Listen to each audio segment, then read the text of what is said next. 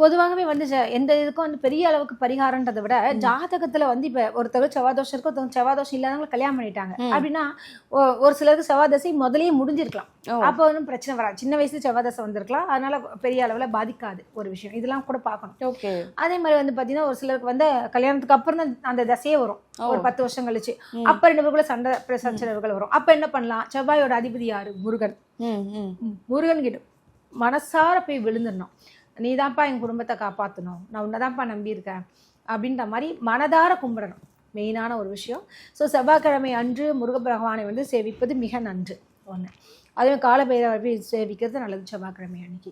இதெல்லாம் பண்ணும்போது வந்து செவ்வாதோஷ கடுமை வந்து கொஞ்சம் கம்மியாகும்.